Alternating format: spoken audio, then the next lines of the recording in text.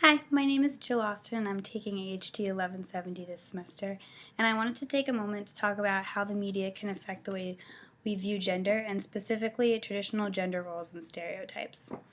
I've included in the box below 2 links to advertisements from the 50s and then advertisements from today that inspired me to do this project.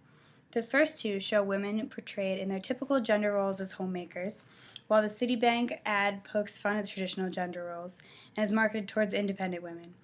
The Tide commercial I included, in fact, doesn't include any women, and instead shows a man who's a stay-at-home dad trying to solve a laundry issue. The influence of the media is almost universal, as 95% of households have at least one TV, and 51% of households with kids have computers. We are exposed to the influence of the media from such an early age, we're almost desensitized to their different messages. However, I hope to explain why it's so important that we continue to create advertisements like the Tide and Citibank ones in order to ensure that the next generation grows up with a strong sense of acceptance and the feeling that all people are equal. There are 3 hypotheses related to media influence and adolescence in particular. One is the uses and gratification, which states that consumers have the power to select relevant media. The media practice model suggests that consumers select media and then interpret it on their own. And the hypothesis that I feel most fits my topic is cultivation theory, which states that the media impacts consumers' behaviors. Currently, many other researchers also agree with me that the cultivation theory affects everyone. They feel that everyone from movie producers to advertisers to magazines are sending verbal and nonverbal messages, whether intentional or not, to each person that their media reaches.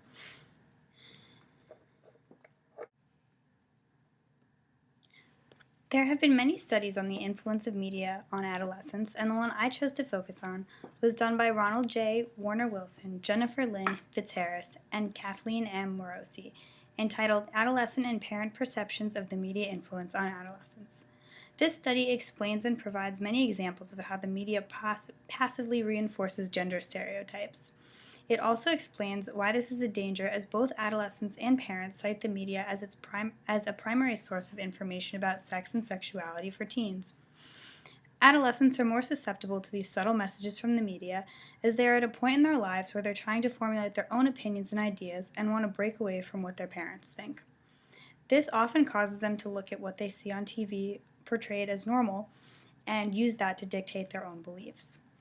This study focuses specifically on how images and discussion of sex in the media has been proven to correlate with teens choosing to engage in premarital sex.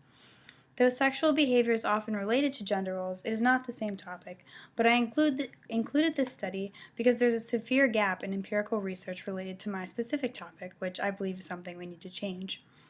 At this point, we're aware of the media's influence specifically in terms of teen sexual behavior, and because of this, we can assume that the same is true for adolescents' perception of gender roles. Personally, I remember telling my dad in middle school that he should stop doing the laundry because it was my mom's job. This was obviously not true in my household, and is most likely something I learned simply from watching daytime TV. Overall, I think that the take-home message here is that even unintentionally, the media is affecting the way we perceive the world, which is especially true in adolescence. While I wouldn't recommend that parents forbid their teens from having any access to the media, I do think it would be a good idea to point out more positive ads, like the ones I have linked below, and encourage the spread of these messages in whichever way is possible. I also think more research should be done on this topic, especially now that we seem to be making progress in society's acceptance of gender and sexual equality.